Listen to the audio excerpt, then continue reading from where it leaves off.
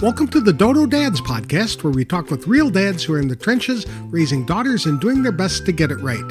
Through honest conversations, shared experiences, and a little humor, this show is designed to encourage, equip, and inspire good fathers to become even better girl dads. I'm Greg Gerber, the founder of Dodo Dads, and the father of three now grown young women with families of their own. Today you will meet Sebastian Lozano. He's a father of three daughters whose life was transformed the day he learned he was going to become a girl dad. Sebastian openly shares how fatherhood humbled him, challenged him to become a better man, and ultimately changed the way he viewed women, relationships, and his purpose in life. In our conversation, you'll discover several practical lessons every dad can apply. First, Sebastian explains why fathers should spend less time giving answers and more time asking thoughtful questions that can help daughters learn to think for themselves. Second, he shares how intentionally giving daughters responsibility works to build confidence, leadership, and independence, while dad still serves as a safety net. Finally, he explains why simply being present often matters more than providing, and how putting aside distractions creates the memories daughters remember for a lifetime. If you've ever wondered how to become a father your daughter needs, instead of the father you think you should be, I think you'll enjoy this conversation. To tell us his story, please welcome Sebastian Lozano to the show. Thanks for joining me today, Sebastian. I really appreciate it. You have three daughters, ages 14, 6, and 1. That's quite an age gap. It is. It really is. And it was not intentional. Just to jump right into it, my wife and I, we got married at a young age. And unfortunately, there was a time where we were separated. And so there was some time where we were wondering if we were even going to continue to be in a marriage. But when we were able to reconcile, then that's when number two came along. Okay, that's great. Yeah. Yeah, you are in Huntsville, Alabama. Have you lived there the whole time? So I am in Huntsville, Alabama, originally from South Florida, Fort Lauderdale area, Hollywood to be exact, Hollywood, Florida. And we transitioned over here because my wife went to school here, and she really loved the area. And so that was something that she was the motivation to move here, even though we don't have family here. My mother actually just moved here in October or November of last year. And so she's here. But apart from that, we don't really have much family here, but we love it. Wonderful. What was it like when you first learned that you would be a girl dad? Yeah, so it's interesting that you asked that, because I would say that it was a life-changing experience. It was very humbling, very humbling. And I just want to paint the picture, because I was at that stage in my life. I was 21.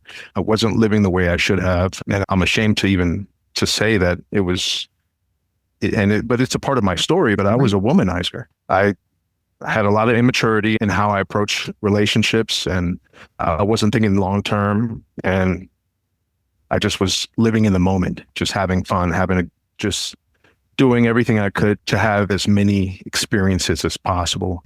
So when I found out that I was having a daughter, it actually made me it humbled me, like I mentioned. It caused me to really pause and reflect on like how my life was going to change. And just knowing that I was going to be responsible for raising this baby girl, it really changed my perspective. And it really challenged me to grow up and to think differently on how I treat women, how I treat girls. And it really shaped me to become the father that I am today. Did you know that she'd be a girl before she arrived? Yes, we did. Okay. We did find out she was a girl. I want to say maybe 5 months into pregnancy, something like that. And it was an interesting pregnancy because it was a little unusual, considering that they mentioned that she would have Down syndrome. However, she was born healthy, nothing whatsoever. She was completely healthy, and she is actually a miracle because of everything that they mentioned previous to the delivery. And then just knowing now that she just graduated 8th grade. Wow. She's been a straight A student this entire time. That's incredible. And she's Parents a tremendous blessing. would find out that a child had Down syndrome and then abort the child. So it's good that you carried it through, and then we're surprised because they are sometimes wrong. Yeah, exactly. What are some of the things your daughters like to do with you? We like to have fun together. And when I say fun, actually going places, traveling, going to theme parks, amusement parks, water parks, just anything to have a good time. And we usually actually go once a month. So, for example, last month, we went to Universal Studios in Orlando. We went to the theme parks that they have, along with the water park, the Volcano Bay. And so we really just enjoy spending quality time, having fun together. When we're not traveling, we like to watch movies. We play games, video games, game night, going to swimming at the pool or playing pickleball or just mixing a little bit of everything just to put a smile on their faces. Are these things you enjoy doing as a family, or is this something you are doing with your daughters alone? I'm doing them primarily with my daughters. I'm more of the active parent, especially when it goes outdoors. My wife likes to just lounge and relax. So when we're going to pickleball and things of that nature, that's me. But yeah, when we go to amusement parks, we do it all together as a family. Okay, that's great. Are there some things that your daughters really don't like to do? I would say that they don't like cleaning or being organized. Like that's probably going to be the number one thing. They're very messy. It's just unbelievable. And the thing is that I actually used to be messy. Like I used to be extremely messy, and eventually somebody had to step up. Right. So I had to be the one to step up and kind of bring order, because my wife pretty much she's over the chaos at this point, and she's like, you handle it. Because some days it just feels like a F5 tornado just went through our entire house, and it's just unbelievable. That's right. I know I did the same thing when raising my 3 daughters, is I could allow them to keep their rooms whatever way they wanted, but the common areas had to be kept clean. And it was still a challenge for them to just keep the living room and family room, kitchen clean, not let alone their bedrooms. Yeah. So what kinds of things do you do to encourage your daughter to try new things? I want to ensure that I create a safe space for all things, including trying new things. And so I usually actually have to give them a little bit of a sales pitch on all the reasons why it might be fun or worth trying this new thing. And so I've realized that most of the hesitation comes from fear on their part. So I spend a lot of time reassuring them and letting them know that there's nothing to be afraid of, especially if I'm there with them along the way to guide them through the process, and just kind of let them know to just give it a shot. And if you don't like it, of course, you don't have to do it again. But most times what is surprising to me is how they're surprised at themselves for accomplishing this new thing, or realizing that they have this new activity or this new food that they now consider one of their favorites. I remember having a big argument with my 3 daughters once when I tried to encourage them to try pudding. They did not want to do that. And I almost had to threaten them to try it. And then they're like, hey, this is pretty good. Loved it ever since. But that is a challenge for dads, to try and get them to try these new things, because they have that ingrained sense that anything new is probably bad. Yeah. Actually, yesterday we were swimming at the pool, and I challenged my second daughter, who's 6, to swim across the entire pool. And she was afraid to do that. And I just kind of reassured her, like, hey, you can do it. I'm going to be right next to you. And she finally did it. She's like, I can't believe I did that. The feeling they have when they do the things that they were fearful of doing is just wonderful to watch that. Absolutely. It's a blessing. Yeah. Now, a 1-year-old doesn't do much but eat, poop, pee, and sleep, right? Pretty much. Yeah. And cry. Yep. And cry. Yep. I keep lots of that. Yeah. But the lots of that. Other daughters are more active, and both of them are in school.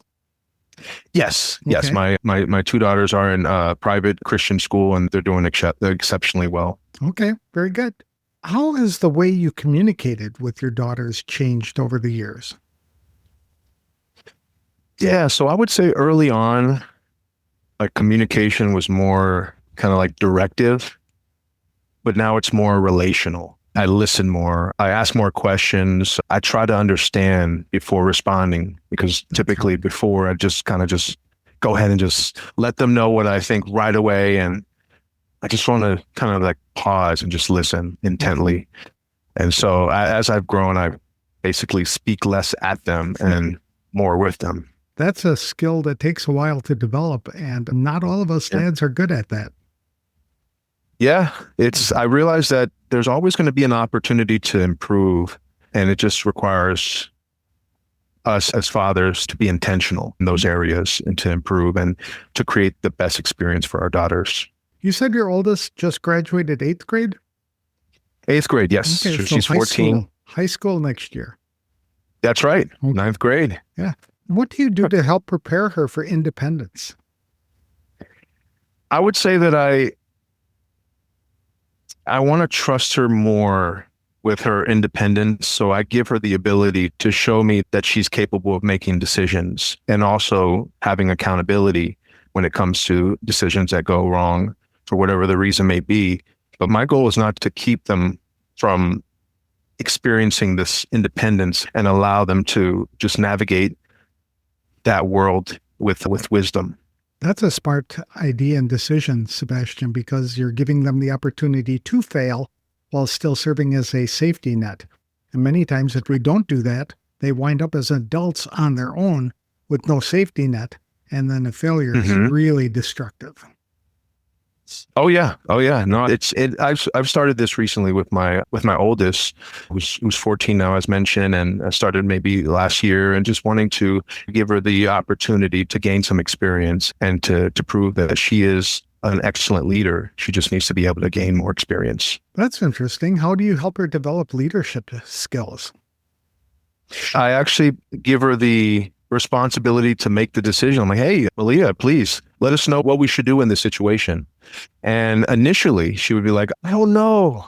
Just let's think it through. What are some of the things that we've identified based on the circumstance that we're in? We identify this, we identify that, so what does that tell you? I think we need to do this. I was like, let's do it. So you're teaching her how to think and do the process rather than telling her what to do. I think that's brilliant. Exactly. And it amazes me how intelligent and wise she is at her age. And I wouldn't have realized that unless I gave her the opportunity to show me. A lot of us are in the same situation, as we look at them as little girls without realizing that they're becoming young women and need to be trained to become women themselves. So it's hard for us to let go, especially if we know that what they're going to do could hurt in the event. Certainly nothing dangerous, but give them a little rope and see what happens. Praise them when they do. And then, like you said, go through the process of what didn't work and why, so that they can avoid that next time. Yes. And the praise part is really important, I realize, because if I don't say much, it's almost like she's questioning, did I do a good job? That's right. And so I want to ensure I let her know in so many ways that she did an excellent job to just build up that confidence and go into the next challenge just ready to tackle it. There's something about those words coming from dad that have far more meaning when they come from you than they do from mom. Absolutely. I've noticed that as well, which is why I try to be very careful what I say nowadays and ensure that I'm delicate with my words and loving with my words and my approach. And I wasn't that way for a long time when I was a father. So it's good that you learned it early. Yeah. And so for you, since you mentioned that you weren't like that for a long time, how did that transition take place? What stage when it comes to your children's ages did that take place? Well, just curious. I think I was more protective of the oldest one because I was new to parenting. And by the time baby number 3 came up and started doing the same thing, it was like I'd been there, done that, seen it all, and knew it would be okay. So I was more willing to let her do things and enter that maturity a little bit more easily. I can understand that. Yeah. Does your daughter express any career aspirations at this point, your oldest one? Yeah, so I would imagine like most kids have that, their interests just evolve over time. So I remember in elementary school, she mentioned how she wanted to be an astronaut, and then she transitioned to, which surprised me, she wanted to open a nonprofit focused on girl empowerment. And this was late in elementary school. I was like, what? I could not believe it. And it was incredible. And that was something that she really was serious about for that season. And she had friends a part of it, giving them positions like, okay, you're going to be vice president, and just going down the list of our friends. And it was an incredible idea. And I will say that now that I reflect on that season, I realized that I wasn't really equipped to help her to actually create that into to move forward with that mission. And that was like when she was in fourth and fifth grade, that she came up with that concept. And now it's not something that she ever talks about. But I wonder if we need to revisit that. I wonder if her experience growing up with you and comparing it to the way other girls in her class were growing up and seeing that she had more of that empowerment than they did, that she was motivated to encourage them to step out of her comfort zone because you were encouraging her to step out of her comfort zone. That's very interesting. Yeah. Something to think about. Yeah, I like that. Do you discourage any kinds of pursuits? No, I would say that I really encourage everything that aligns with our beliefs when it comes to their God-given gifts and their responsibilities and things that are ethical, things that are good. So I would say I'm open. I'm open to what they're open to, what they're considering. And I would just need to be able to just ensure that I guide them with wisdom and help them think about long-term impact than just short-term. How do you talk to your daughters about faith? Faith is something that we talk about every day. It's a part of who we are. Like I mentioned, my two daughters they attend a private Christian school. And so it's ingrained in every day at home and at school. At home, we pray together. We talk about scriptures. We talk about Jesus. We have regular conversations about what faith looks like and how we're focused on growing our faith. And it's basically gotten to the point where faith is just a part of who we are. There's no separating it. There is no part-time faith conversations. Everything incorporates our faith and our beliefs. And it's a beautiful thing to see that this is where we are today because it wasn't always this way.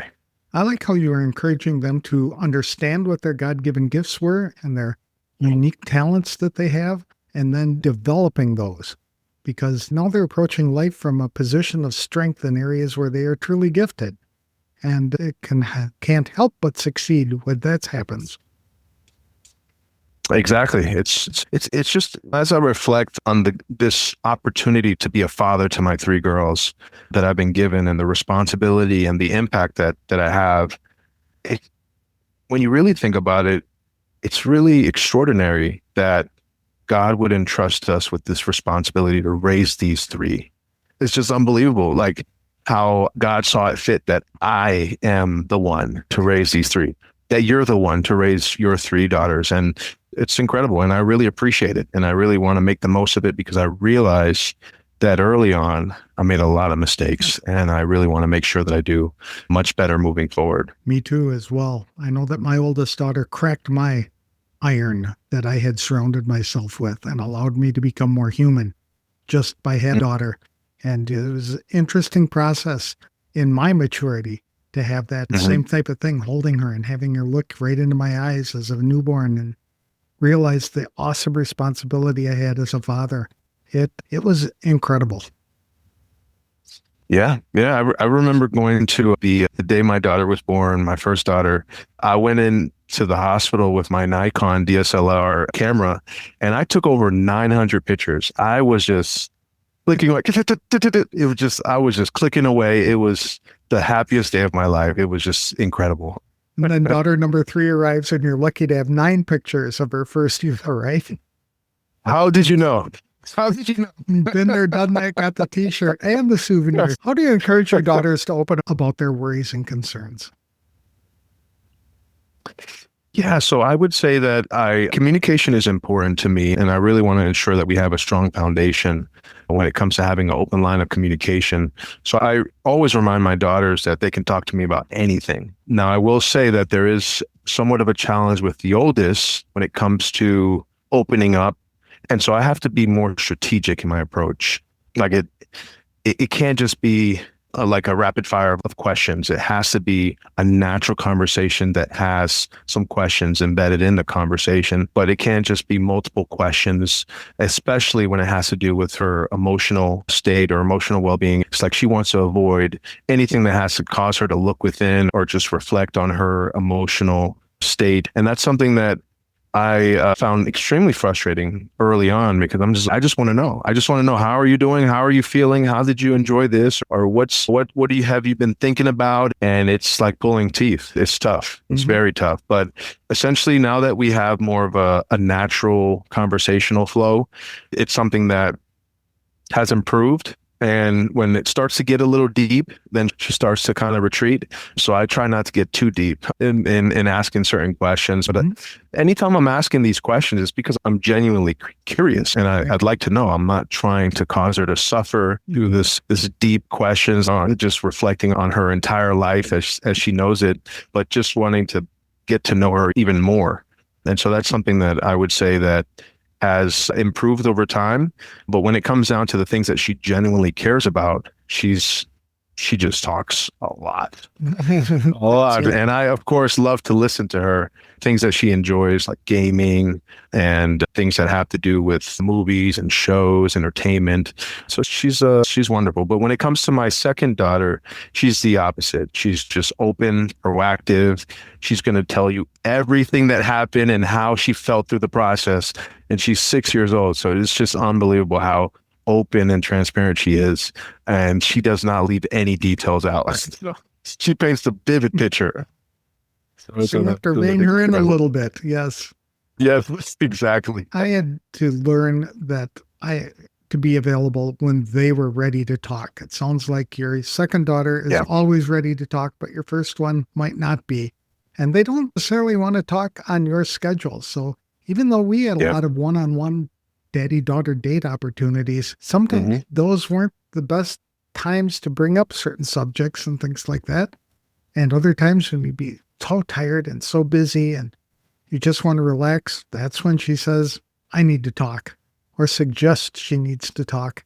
And it was hard for me for a long time to realize that suggestion or coming to me was an invitation for me to engage her in areas and to probe her a little bit, to draw the questions out so that it wasn't like she was just coming up with the question and giving it to me, but we were having a conversation and I had to create a safe space where she felt comfortable about opening up with this concern or fear or question that she had or problem. Yeah. How do you balance a desire to protect your daughters with a desire to make them independent? I would say that I protect them with values and guidance, and I don't want to just control them. So I want them to know that the goal is not to keep them from the world. It's to prepare them to navigate it with wisdom, with understanding. And there's, considering that they're at the age that they're at now, I am protecting them from everything. However, it is something that as they continue to grow, that there'll be more opportunities for them to further understand how everything works outside of the household.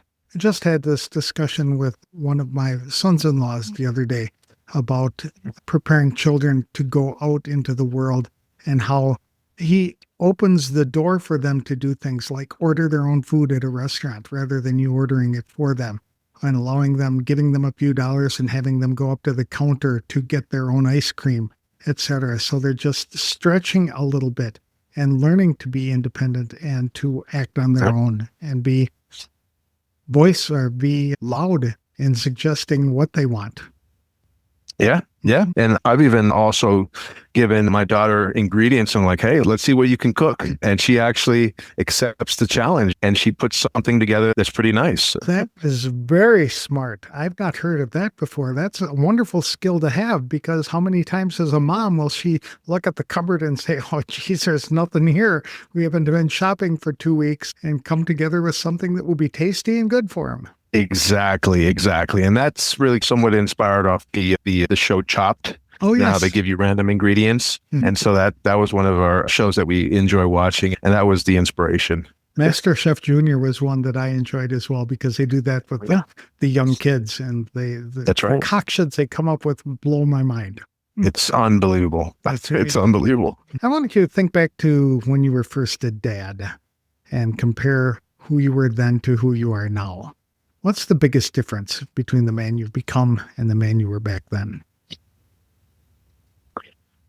I would say the biggest difference is maturity and understanding my purpose. And so in the first year as a father, I was driven by just the responsibility of being a father and having to do everything that a father should do, but I didn't actually understand everything that entailed. And I knew that I had to provide, and that was really my main focus, is being a provider. So I worked hard and focused on making sure that my daughter had everything that she needed, but I was still immature. And I was selfish in a lot of ways, and I wasn't fully prepared for marriage. As I mentioned, I got married at 21, and I wasn't grounded spiritually. I wasn't actually a Christian at the time. So that was something that was, of course, missing and important. But today I'm much more intentional. I understand that being a father and a husband is not just about providing. It's actually more about service, about being present and leadership. But when it comes down to leading, it has to tie into the purpose that we have been given as fathers, as husbands, and not our own purpose that serve ourselves. And so I think that when it comes down to everything that transpired, I'm just thankful that God saved me, literally saved me, and transformed me to become the man that I need to be for my daughters and for my wife. That was exactly my story as well. Same type of thing, that having those daughters, like I said, cracked the iron that had surrounded me a while. And I came to faith as a father of 3. So it was not until my youngest was 6 before I accepted Jesus into my heart. So those first couple of years were really rough.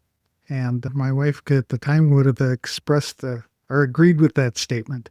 So it's important for us to continue to develop and to grow and to mature, because there is so much responsibility put on us. And many times we come home exhausted, and all we want to do is escape into our little hideaway and watch videos or play computer games or whatever the case might be. But that whole idea of being present as a father is so important. Yeah. How do you maintain that presence?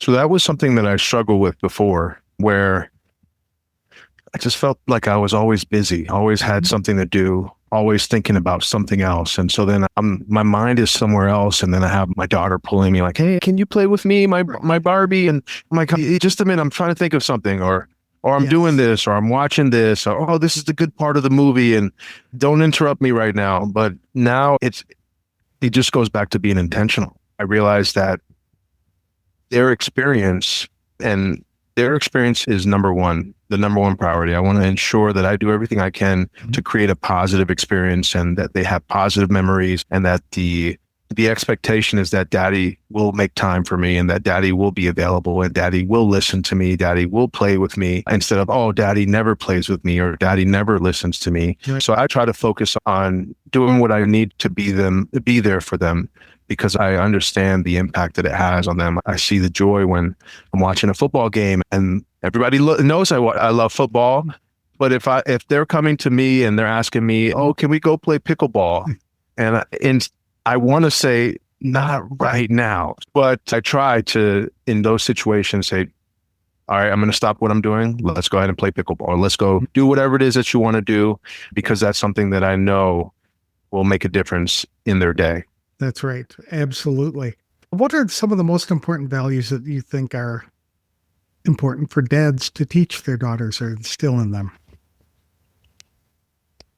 I would say that faith is going to be number one. Integrity is incredibly important. Important is respect and self-worth. I think those are foundational, because when it comes down to values, they really shape the decisions that they make throughout life. And life is really all about the decisions that we make. And so if they have the right values, then that is something that will help them along the way to stay on the right path. I agree. That is very important. Do you ever do things one-on-one with your girls, or is it mostly group activities? I do a little bit of both, actually. Mm-hmm. And so I sometimes do just with my oldest, and then with my second daughter, and then also even with my third, her being so young, sometimes I'm just like, hey, let's go for a ride. And I have a bike trailer, and then put her back there, and then we just go riding. Mm-hmm. So that's for her time with me. And then doing some fun activities with my second daughter, doing some fun activities with my first daughter individually, and then also collectively we have fun. And so yes, I do a little bit of both. That's one thing that I know I did well is I took each of my girls out one-on-one every month on a special daddy-daughter date. And I allowed them to plan the activities. I even gave them a budget when they got older so they could do whatever they want. For me, it was just another thing on my calendar. I enjoyed it, loved it, looked forward to it. But it was when they were in their 20s that I learned exactly how much planning they put into creating that special one-on-one time. And I was blown away by it because for them, it was everything.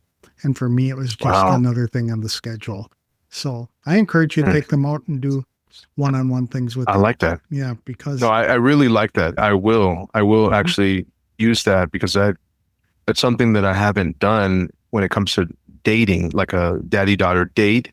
We've gone out to eat, but I wouldn't say it was a date. And so when it's a date, like how is it different for you when it comes down to that stage when they're young? Like I said, they were able to plan whatever they wanted to do. If they wanted to go to a movie, we went to a movie. If they wanted to go out to dinner, they wanted to go shopping, they wanted to go on a bike ride or just go in the woods, whatever it was they wanted to do. That's what we had done. And sometimes if they got in trouble, I'd make some suggestions and they might jump on something that they could do. But it was funny how one of them would come home after their daddy-daughter date and all three of them would disappear in that girl's room. And they'd say, "What'd you do with Dad?" And they, "Oh, I'm going to do that next time, or I'm going to put that on my list." And truly, they had a list of things that they wanted to do with me one-on-one as they got older. So that was really cool. How do you convey a sense of worth or self-confidence in your daughters? I affirm them consistently. Okay. And so that's something that they understand. And they're probably tired of hearing me tell them how precious they are, how intelligent they are, how beautiful they are inside out. And I want to make sure that I let them know that their value is not based on their appearance or performance, because of school, it can be very performative, but it's really in who they are. And I would say that I'm really an encourager. So I encourage them and I speak life into them and just reinforce their identity in Christ. That's pretty good for a guy who used to be a womanizer. Now you are in charge of helping 3 young women, young girls, learn that they are not subjects to be admired. So is there anything that you specifically do in that regard to help them realize that they are valuable and not there to be a pleasure for other people? I would say that we haven't gotten too deep into that. They're young. Yeah, they're young. But I would just say in conversation, just affirming them and knowing that they are children of God and that we, of course, love them very much and that there's a certain standard to uphold and to know that they are equipped with everything that they need and they just need to be aware of what they're equipped with for the journey ahead. That sounds good to me. Do you have any special rules for cell phone or internet use? This would probably apply to your oldest more than the others. Yeah, really, even with all the girls, because nowadays iPads, there's 3 or 4 iPads laying around and there's TVs everywhere. And sometimes it gets just too much TV. But basically, when it comes to TV, iPads, video games, I'd like to encourage diversity in the activities that they partake in. And so if it's exclusively TV all day, then that wasn't the best of days. There should be opportunities to do a little TV, reading a book, go outside and play, do something productive, and it'll almost never be cleaning, but that is something that I encourage still. But that's something that I would say just there aren't strict time limits, but there gets a point where I tell them, okay, that's enough TV. It's been several hours of TV, several hours of watching this one show. Go find something else to do. And of course, when it comes down to their iPads, they have all the limits when it comes down to the web browsers and things of that nature, just to ensure that we protect them from anything that's inappropriate. That's great. I know that my oldest daughter had run into that with her own son, is that when he was watching more TV, especially certain shows, his attitude took a dive and he became very combative, disrespectful, tantrums all over the place. And so they had to instill a rule that he could not watch a screen, period, whether it's television, a video, or a game on his tablet. Couldn't do it for more than 30 minutes a day. If he did any more than that, he just became a different person. So I know what you're talking about on the challenge to try and get them to limit that time because they want to do it. That's what all their friends are doing. They're playing these games, they're watching these shows. So that's a big challenge. And you've been able to successfully do that at this point. Yeah. And I didn't mention the cell phone. So my oldest does have a cell phone. She got it, I think she got it at 12 is when we decided. And mainly the cell phone is just to be able to communicate. However, she barely charges it. So it's very rare to actually reach. It has not improved the communication whatsoever. She might as well have no phone. It's a very good point. We gave our daughters cell phones at 12 as well when they started babysitting because we wanted them to have the ability to call us if there was ever a problem. But you're right. They'd always forget to charge the phones. That was interesting. So what about sleepovers? Can your daughters take part in those, or will they be allowed to do that when they get old enough?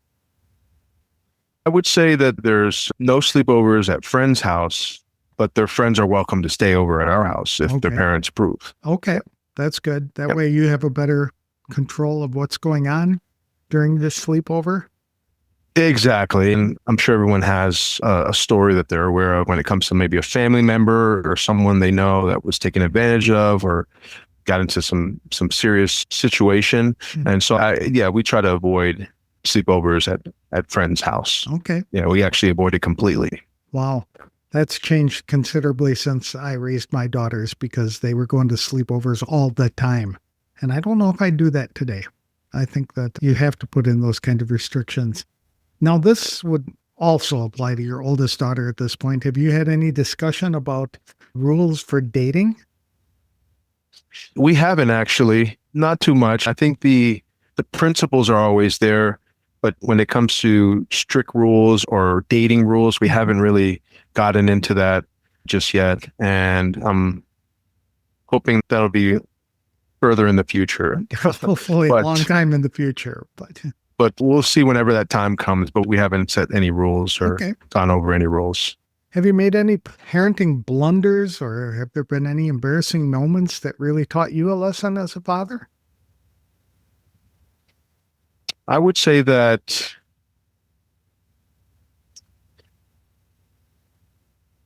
early on, it's almost like I was playing two roles, myself and then father. And so it was like two characters.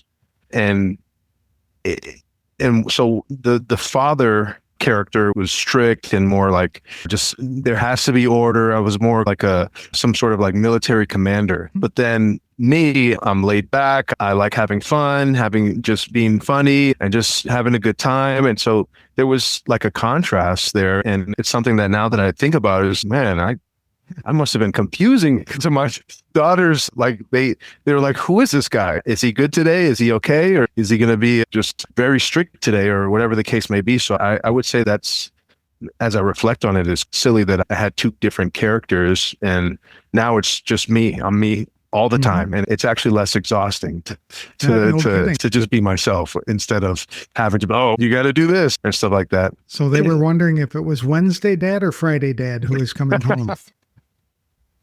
Exactly. You understand. They learn to read the signs as soon as you walk in the door. Yep. That's good. That's right. If you could roll the clock back, is there anything you do differently in raising your daughters? I would say that I wish that, so just to go back a little bit, I was raised in a Christian household, raised by both parents, but I rejected the faith. I didn't believe. I would say I identified as agnostic.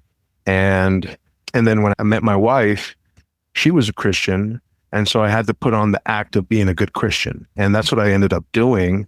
And we ended up getting married. And then I dropped the Christian act.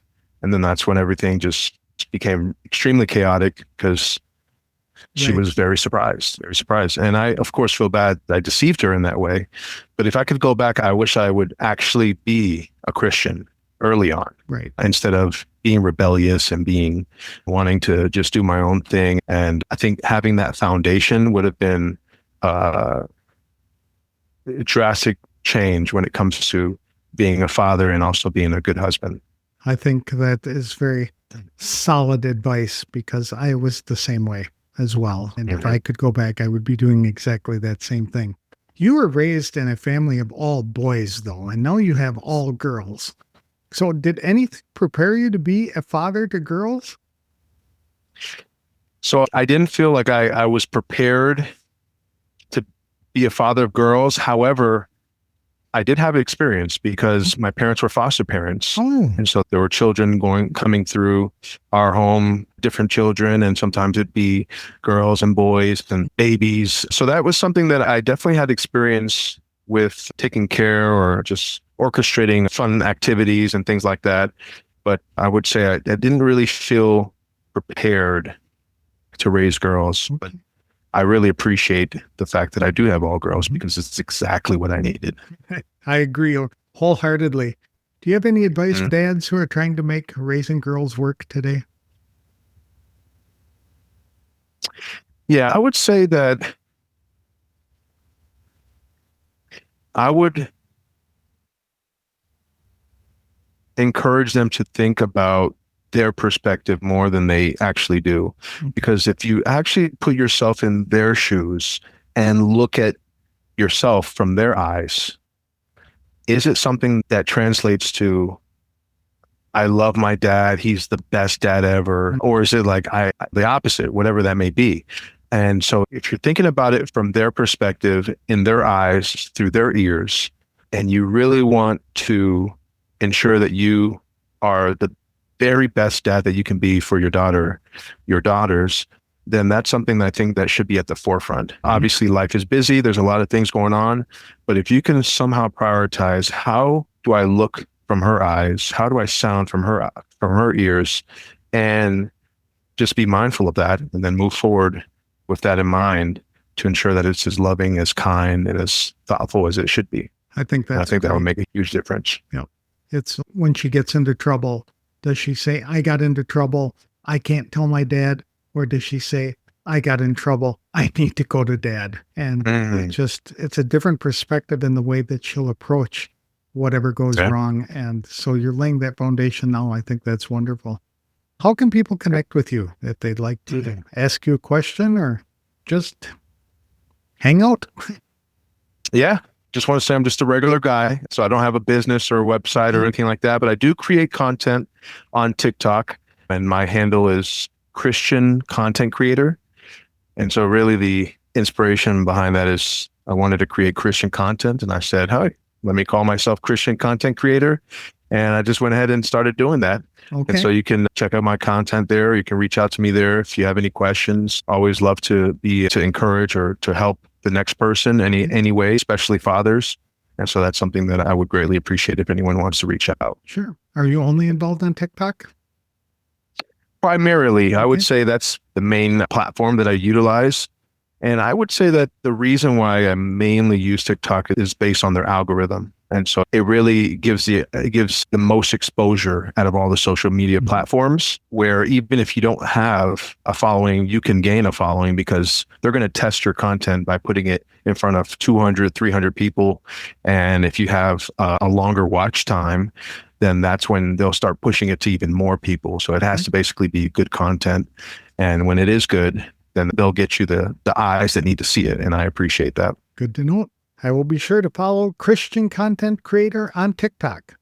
So thank you very much, Excellent. Sebastian. I appreciate you sharing your story with me today. I think you provide a lot of great advice for dads. So thank you again. Excellent. Thank you for having me. This was a blessing. I love what you're doing. Keep up the good work.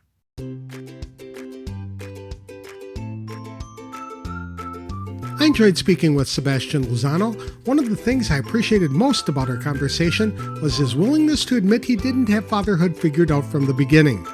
Instead of pretending to be perfect, Sebastian showed that dads can grow, mature, and become better fathers one intentional decision at a time. He offered some excellent advice, such as make time for your daughters even when life is busy, and do your best to listen before you lecture.